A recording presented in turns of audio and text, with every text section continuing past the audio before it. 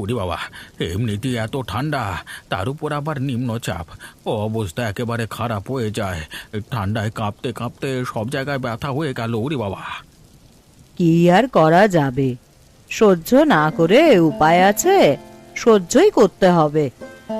বিশাল ঠান্ডা লাগছে গিন্নি। যাও না, যাও না, কিছু গরম গরম বানিয়ে নিয়ে এসো না, শুধু মুখে বসে থাকতে ভালো লাগছে না। এমনিতেই আমি হাঁটুর ব্যথা নিয়ে ভুগছি, নড়তে চড়তে পারছি না ভালোভাবে, তারপর আবার তুমি বলছো এটা বানিয়ে দাও ওটা বানিয়ে দাও। যাও না, বানিয়ে দাও না, আস্তে আস্তে করো না। না না, আমি বানিয়ে দিতে পারছি না, আমার হাঁটুতে ব্যথা ঠান্ডার জন্য আরো বেড়ে গেছে। এই সময় মেয়েটা যদি কাছে থাকতো তাহলে ঠিকই সমস্ত কিছু বানিয়ে দিত। পালিয়ে গিয়ে বিয়ে করেছে বলে তুমি তো তাড়িয়ে দিয়েছো তাকে। আমি কত করে বললাম কি হবে মেনে নাও, তারা তো সুখেই আছে এখন। হ্যাঁ, আমি তখন অহংকারে আর সম্মান বাঁচাতে গিয়ে মেয়েটাকে হারিয়ে ফেললাম। তারপর থেকেই তো কয়েকটা বছর আর দেখাও হয়নি, কথাও হয়নি। তাহলে চলো না একদিন ঘুরে আসি মেয়ের বাড়ি থেকে, শুনলাম নাকি নাতনি হয়েছে। আচ্ছা ঠিক আছে, যাব, কিন্তু ঠান্ডাটা চলে গেলে তারপর কোথাও বেরোতে ইচ্ছে করে না।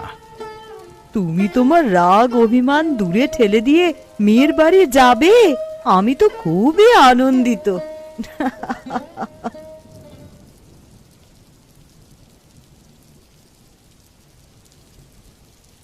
কই গো, একবার আমার সাথে এসো তো।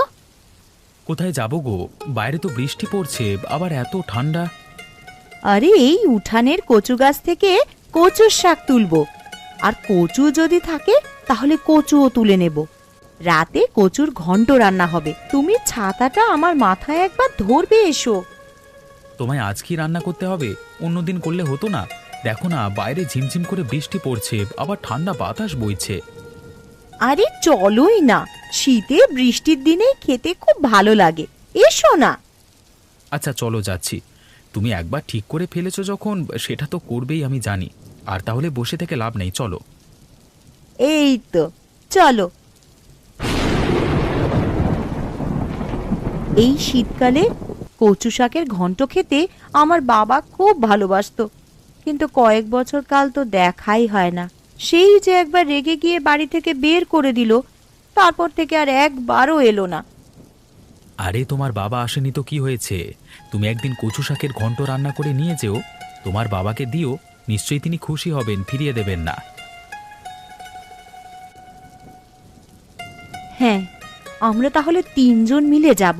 বাবা রিতাকে কোনো দিনও দেখেনি, প্রায় 16 বছর হয়ে গেল এইভাবে থাকতে থাকতে। আমারও তো মনে কষ্ট হয়। শুধু তোমার মনে কষ্ট হয় এটা ভেবো না, তোমার বাবার মনেও কষ্ট হয়। তাই জন্যই তো বলছি একদিন ঘুরে আসো। এই তোমরা চলো চলো, ভেতরে চলো, বৃষ্টিটা আবার জোরে এলো তো।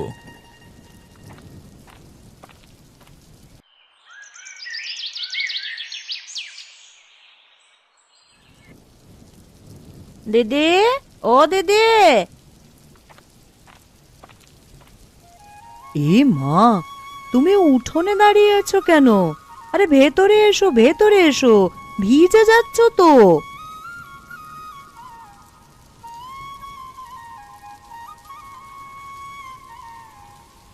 আজকে সন্ধ্যাবেলায় কচু শাকের ঘন্ট রান্না করেছিলাম, তাই ভাবলাম একটু দিয়ে যাই। এ নাও দিদি। আমার মেয়েটা কচু শাকের ঘন্ট রান্না করত, আমি খুব তৃপ্তি করে খেতাম। কি থেকে কি হয়ে গেল সব কিছু। এই কচু শাকের ঘন্ট আমি খেতে পারবো না। দাদা, কিছু মনে করবেন না, আমি একটা পরামর্শ দিচ্ছি। এইভাবে কতদিন আর রাগারাগি করে থাকবেন? আপনাদের একজনকে মাথা নত করতেই হবে, না হলে সম্পর্ক ঠিক হবে না। একদম ঠিক বলেছ, আমরাও ভাবছিলাম একদিন যাব আমার মেয়ের বাড়ি, তারপর দেখা যাবে না কি হয়। কিছুই হবে না, তোমার মেয়ে তোমাদের দেখে খুবই আনন্দিত হবে। কত বছর পরে দেখবে বলো তো। সেদিন আমি একটু বেশি বাড়াবাড়ি করে ফেলেছিলাম। আমার মেয়েটা তো সুখেই আছে, না হলে তো আমার কাছে ফিরে আসতো এতদিন। দাদা, আর এসব ভেবে তো লাভ নেই। এবার ভাবুন কি করলে সবকিছু ঠিকঠাক হয়ে যাবে। আর কচু শাকের ঘন্টটা আমি অনেক যত্ন করে রান্না করেছি, একটু চেখে দেখবেন কিন্তু। আচ্ছা আচ্ছা, আমি খাবো, তৃপ্তি করেই খাবো আমি। আচ্ছা দিদি, আমি এখন আসছি। বৃষ্টিটা বেড়ে গেলে আর বাড়ি যেতে পারবো না।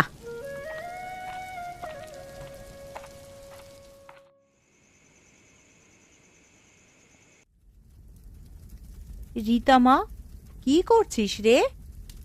এই তো মা, বসে বসে একটু ছবি আঁকছিলাম। কেন গো? মা, একবার রান্নাঘরে আয় না, খুব সাহায্য হয় রে।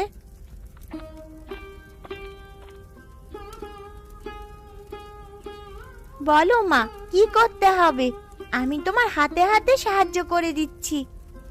আমার হাতে হাতে জিনিসপত্রগুলো একটু তুলে দিবি, তাহলেই হবে। ওই কাটা কচু শাকগুলো দে তো। এই নাও, ধরো মা। আজকে কচু শাক রান্না করবে? না রে, আজকে কচু শাকের ঘন্ট রান্না করব।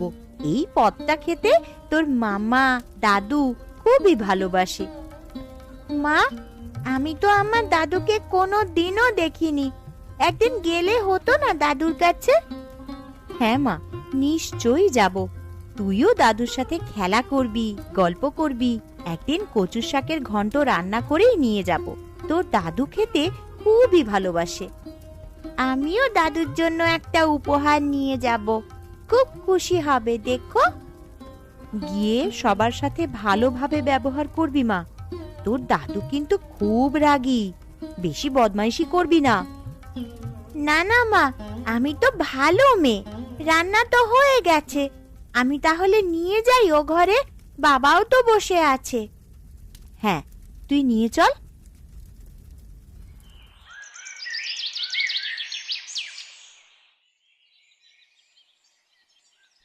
এই হিসেবটা তো ঠিক মিলছে না।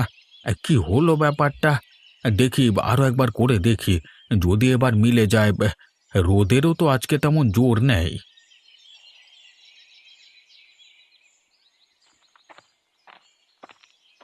এই সমীর, একবার এইদিকে আয় তো। কে আমাকে ডাকলো? কই, আর তো ডাকছে না, কাউকে তো দেখতেও পাচ্ছি না। হয়তো আমার মনের ভুল। এই সমীর, আমি ডাকছি রে, এদিকে শোন। ও কাকা, তুমি ডাকছো? আমি বুঝতেই পারিনি গো, মাফ করে দিও। হ্যাঁ আরে না না, ঠিক আছে ওসব। বলছি, তুই মাঠে যাচ্ছিস নাকি? হ্যাঁ, গিয়ে কাজ করবো এবার। কাকা, তোমার কিছু দরকার আছে নাকি? হ্যাঁ, আমার কিছু জানবার ছিল। কাকা, যা বলবার একটু তাড়াতাড়ি বলো, অনেক কাজ আছে গো। বলছি, তোর বন্ধু অশোক, যে আমার জামাই, তার কি খবর রে? মানে ভালো আছে তো? মানে কিছু সমস্যা হচ্ছে না তো?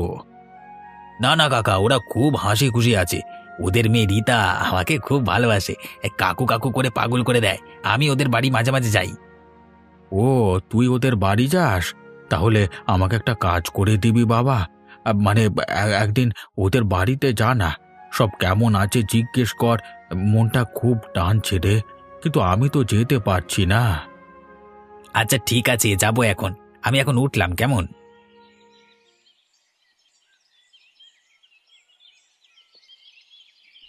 মা, আজকে বাবা কি খুব সকালে উঠে জমিতে চলে গেছে নাকি? আমি তো অত তাড়াতাড়ি ঘুম থেকে উঠলাম, উঠে তো কই দেখতে পেলাম না। হ্যাঁ রে, আজকে লাঙল দিচ্ছে জমিতে, তাই জন্য তাড়াতাড়ি উঠে মাঠে চলে গেছে। আসতেও হয়তো একটু দেরি হবে। তাহলে কি বাবা আজকে দুপুরে বাড়িতে খাবে না? একা একা খেতে হবে? আরে, আমি ঠিক জানি না রে মা, আসতেও পারে আবার নাও আসতে পারে। একটা দুটো দিনের তো ব্যাপার, একা খেয়ে নিবি, কি হবে? আমার একা খেতে ভালো লাগে না, বাবার সাথে খেতে খেতে গল্প করি, কি সুন্দর। রীতা মা, ওই রকম করতে নেই, বাবারও তো কাজ আছে বলো। আচ্ছা ঠিক আছে, আমি একটা দুটো দিন কাটিয়ে দেব এখন। এই তো আমার সোনা মেয়ে, কত কথা শোনে আমার। দেখে কাট পেঁয়াজগুলো, হাত কেটে ফেলিস না যেন, তাহলে তোর বাবা এসে আমায় কিন্তু খুব বকবে। না গো মা, আমি সাবধানেই কাজ করছি, তোমায় কেউ বকা দেবে না। আমার সোনা মেয়ে, অনেক ভাগ্য করে তোকে পেয়েছি রে।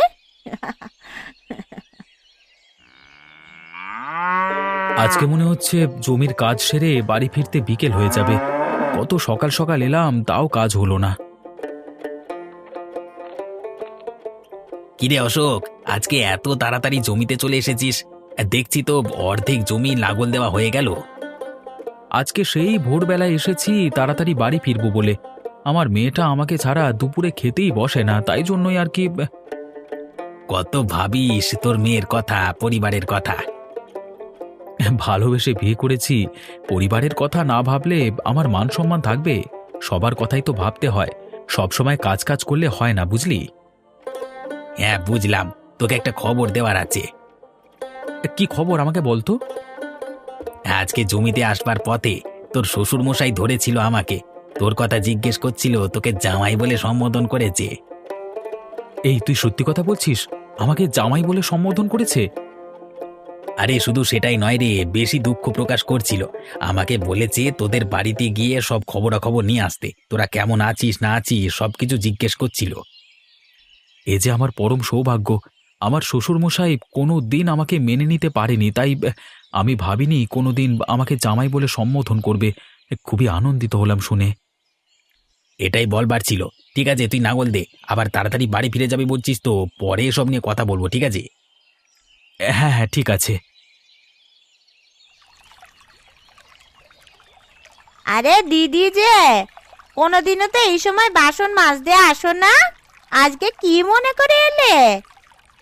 আরে না না দিদি, আমি তো দুপুরে আসি, বেলার সময় আসি না, কিন্তু আজকে দেখলাম বাসনপত্র পড়ে রয়েছে, তাই চলে এলাম। বাহ, তা ভালোই করেছো তাহলে, আমিও সঙ্গে পেয়ে গেলাম, গল্পও করা যাবে। জেঠিমা, ও জেঠিমা, আমার বলটা এখানে এসে পড়েছে, আমায় দিয়ে দাও না, তোমাদের কোথাও লাগেনি তো? না না মা, আমাদের কোথাও লাগেনি, ওই যে পাশে তোমার বলটা পড়ে আছে, নিয়ে যাও, খেলা করো। তোমরা খুব ভালো, ধন্যবাদ তোমাদের, টাটা।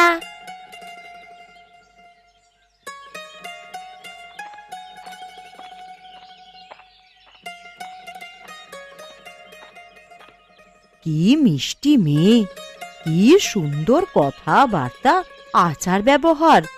দিদি, এটা কে? তুমি যে মেয়েটার সাথে কথা বললে, সে তো তোমারই নাতনি, আমাদের মিনতির মেয়ে। এই, তুমি কি সত্যি কথা বলছো? আমি আমার নাতনির সাথে কথা বললাম? হ্যাঁ হ্যাঁ, আমি সত্যি কথাই বলছি গো, ওটা তোমার নাতনি ছিল। কত সুন্দর দেখেছো, আমাদের মিনতি কত সুন্দর শিক্ষা দিয়েছে, কত সুন্দর আচার ব্যবহার শিখিয়েছে।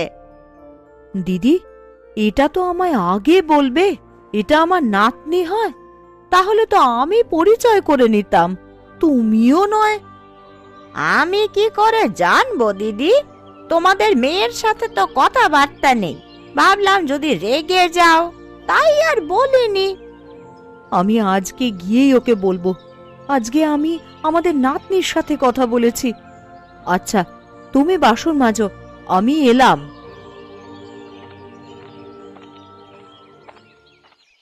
গিন্নি, আরে ও গিন্নি, দরজা খোলো। আরে, চলে এসেছো তুমি, ভালোই হয়েছে, মেয়েটা খালি বলছিল। মেয়েটার কথা ভেবেই তো এলাম। হাতে একটু পানি দাও তো, হাতটা ধুয়ে ভেতরে যাই। কি ব্যাপার বলো তো, তোমার এত আনন্দিত লাগছে কেন? আমি কেন, কথাটা শুনলে তুমিও আনন্দিত হয়ে যাবে। আমি জমিতে কাজ করছিলাম, সমীর এসে খবরটা আমাকে দিল। কি খবর দিল গো? আরে আগে পুরো কথাটা শোনো। বলছে আমার শ্বশুরমশাই নাকি তাকে ডেকে আমাদের সম্পর্কে খোঁজ খবর নিচ্ছিল, আমাকে নাকি জামাই বলে সম্বোধন করেছে। খুব আনন্দিত হয়েছি শুনে গো। এ তো ভারী খুশির খবর। তার মানে বাবার রাগ কমে গেছে। এটাই হচ্ছে সঠিক সময় ওখানে যাওয়ার। কই আমার রীতামা কোথায়? দেখতে পাচ্ছি না তো তাকে। কাজকর্ম করছে রীতা। এবার বললে একটু ফাঁকে বন্ধুদের সাথে খেলা করে আসবে, তাই জন্য গেছে। চলে আসবে এক্ষুনি। আরে ওই তো তোমার মেয়ে চলে এসেছে বলতে না বলতেই। আয় আয় মা আয়, অনেক আয়ু হোক তোর। এই তো সকলে চলে এসেছে, আমি খাবার দিচ্ছি, চটপট খেয়ে নাও। রীতা দেখ, তোর জন্য তোর বাবা কাজ ছেড়ে চলে এসেছে। দেখ তোকে কত ভালোবাসে। আমি যেমন আমার বাবাকে খুব ভালোবাসি, ওই রকমই আমার বাবাও আমাকে খুব ভালোবাসে। আর তোমাকেও আমি খুব ভালোবাসি মা। পাগল মেয়ে আমার। আয় সব ভেতরে আয়। কোথায় গেলে গো গিন্নি? কতক্ষণ থেকে বসে থাকবো?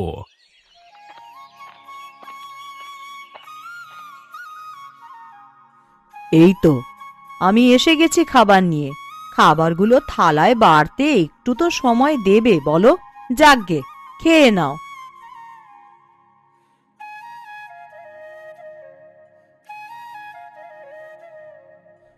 আজকে রান্নাগুলো বেশ ভালোই হয়েছে বুঝলে, সবকিছু পরিমাণ মতোই পড়েছে। এই আজকে কি হয়েছে জানো? আরে আমাকে না বললে আমি জানবো কিভাবে? তাড়াতাড়ি বলো। আমি আর রমলা দিদি বাসন মাজছিলাম ঘাটে, তখনই একটা খেলার বল এসে পড়ে আমাদের সামনে। তার পেছন পেছন আসে একটা ছোট্ট মেয়ে, কি মিষ্টি! ও তাই নাকি আমাদের নাতনি, রমলা দিদি বলল। আমি কথাও বলেছি। সত্যি কথা বলছো? কেমন দেখতে আমার নাতনিকে? নিশ্চয়ই খুব সুন্দর হবে। তোমার নাতনির কথাবার্তা যেমন সুন্দর তেমনই সুন্দর দেখতে, কিন্তু একটাই আফসোস, আমাকে জেঠিমা বলল, দিদিমা বলল না। আরে ও তোমাকে চেনে নাকি যে দিদিমা বলবে? চিনলে নিশ্চয়ই বলতো। তবু তুমি তো একবার দেখেছো, আমি তো একবারও দেখিনি। তুমি পরিচয় করতে পারলে না। আরে আমি তো জানতাম না। চলে যাওয়ার পর আমায় রমলা দিদি বলছে, আগে বললে নিশ্চয় পরিচয় করে নিতাম। ঠিক আছে, একদিন তাহলে যাব আমি আমার মেয়ের বাড়িতে। তাতে সমাজ যা বলে বলুক, আমরা তো খুশি থাকবো। এই কথাটা যে বুঝেছো আমার খুব ভালো লাগলো গো, খুব ভালো লাগলো। একদিন সময় করে যাব। এখন খেয়ে নাও।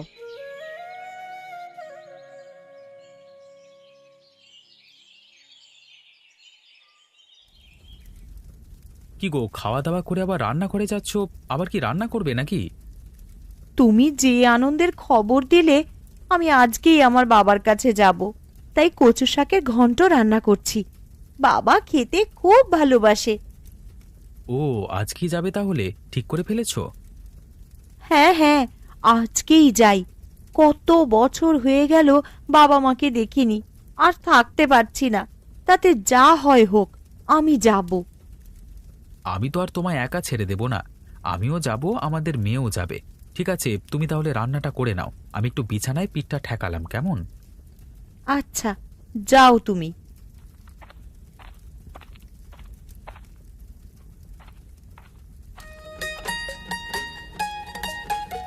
মা, মা, আমি মামার বাড়ি যাব আজকে।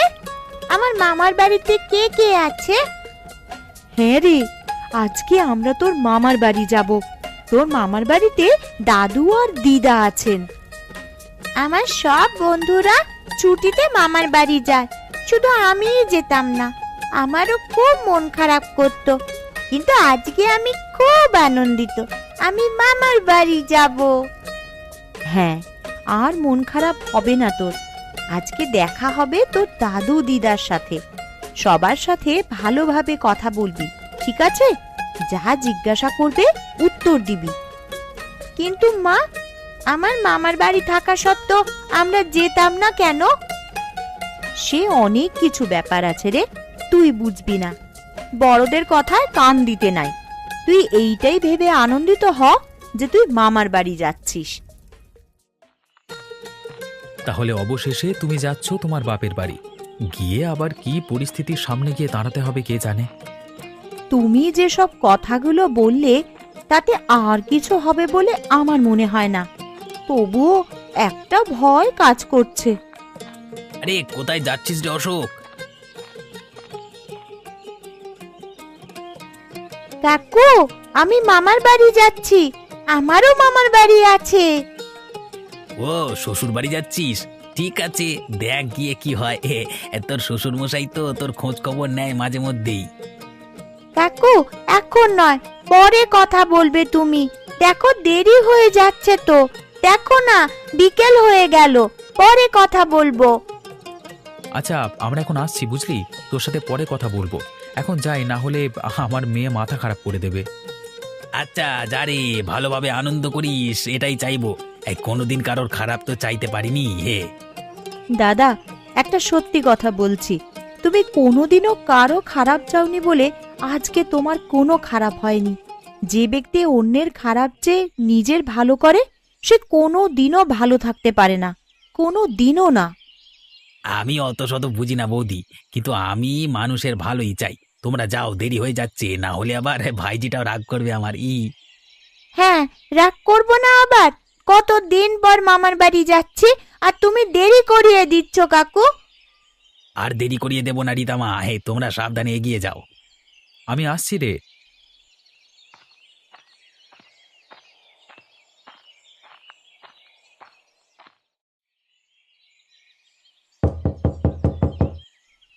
এই বিকেল বেলায় আবার কে এলো? আরে গিয়ে দেখো না কে এসেছে, তাহলেই তো হবে।